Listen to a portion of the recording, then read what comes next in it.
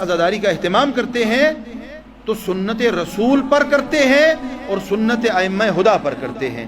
آپ تاریخ اسلام کو اٹھا کر دیکھ لیں، پیغمبر خاتم نے تو سرکار سید الشہداء کی عزاداری کا اہتمام اس وقت فرمایا تھا جب آپ کو یہ خبر دی گئی تھی کہ اللہ نے آپ کو ایک شہزادہ عطا فرمایا ہے۔ آپ نے تشریف لے گئے، شہزادے کو گود میں لیا، اور گود میں لینے کے بعد یہ واقعات سنے ہوئے، میں ان کی طرف نہیں جا رہا، میں پیغام دینا چاہ رہا ہوں صرف۔ گود میں لینے کے بعد ایک خاص کیفیت آپ پر طاری ہوئی، اور اس کیفیت کے طاری ہونے کے بعد آقا نے گریہ فرمایا، اور جب سوال کیا گیا کہ آقا آپ گریہ کیوں فرما رہے ہیں، یہ تو خوشی کا موقع ہے، اس وقت آقا نے ارشاد فرمایا کہ یہ بیٹا جو میری بیٹی کو عطا ہوا، اس پر اتنے ظلم کے پہاڑ توڑے جائیں گے۔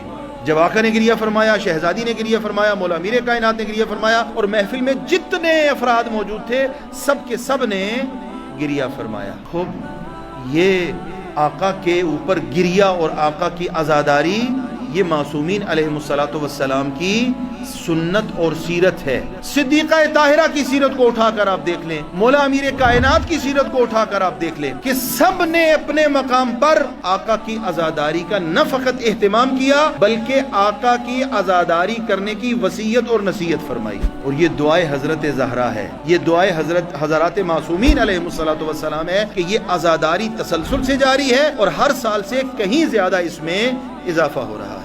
عجیب ہے، تاریخ کے واقعات کا اندازہ لگائیں، یہاں سے معمولی بات نہیں ہے۔ مکتب کی ترویج میں، مکتب جعفری کی ترویج میں دو شخصیات کا نام بڑے اہتمام سے لیا جاتا ہے، مولا امام محمد باقر علیہ الصلوۃ والسلام اور آقا امام جعفر صادق علیہ الصلوۃ والسلام۔ یہ دو شخصیات مکتب کے حوالے سے آپ کی خدمات کسی سے پوشیدہ نہیں ہے، یہاں تک کہ آپ روایات کو جب اٹھاتے ہیں تو روایات کا ایک بہت بڑا خزانہ، اس میں دو لفظ آپ کو نظر آتے ہیں، قال الباقر وقال الصادق۔ کثرت سے روایات ان حضرات سے منقول ہیں۔ عزاداری سید الشہداء کے حوالے سے معصومین کی سیرت کا اندازہ لگانے کے لیے یہ واقعہ سماعت فرمائیں۔ آقا محمد باقر اپنی زندگی کے آخری ایام میں ہیں، آقا محمد باقر علیہ الصلوۃ والسلام اپنی زندگی کے آخری ایام میں اپنے فرزند مولا امام صادق کو بلاتے ہیں اور بلا کر وصیت فرماتے ہیں، بہت سی وصیتوں کے بعد وہ اموال جو آقا کے پاس موجود ہیں وہ اموال آقا کے سپرد کرتے ہیں، بتاتے ہیں کہ یہ فلاں مال ہے، یہ فلاں مال ہے، اس کو فلاں جگہ خرچ کرنا ہے اور اس کا مصرف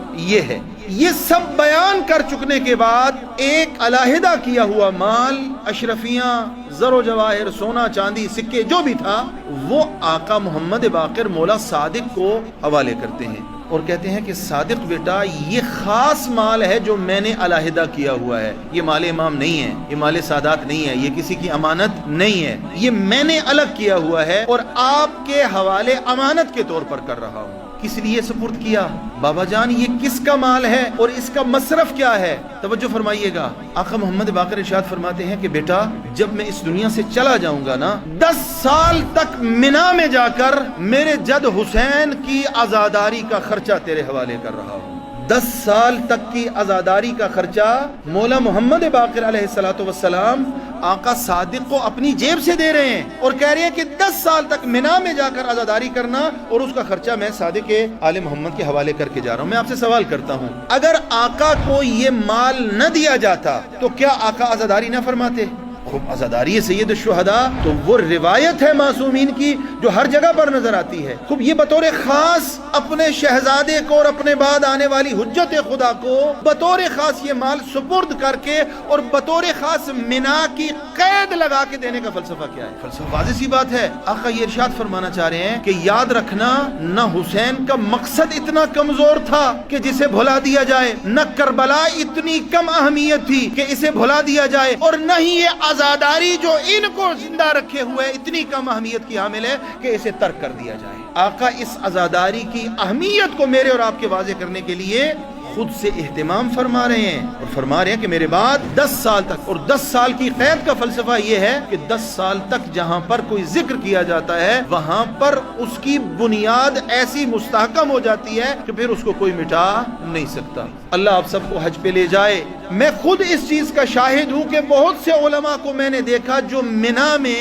اس خواہش کا اظہار کر رہے تھے کہ ہمیں ذکر محمد و آل محمد کرنے کا موقع دیا جائے، اب چاہے وہ کوئی حدیث بیان کرنے کی صورت میں ہے، چاہے وہ منقبت کی صورت میں ہے، چاہے وہ مرثیے کی صورت میں ہے، اور چاہے وہ عزاداری نوحہ اور گریہ کی صورت میں ہے۔ کیوں؟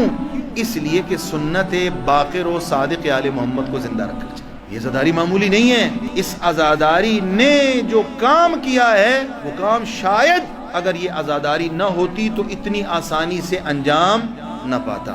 اور پھر وہ سارے ائمہ کی سیرت میں عرض کر رہا ہوں، آپ اٹھا کے دیکھ لیں.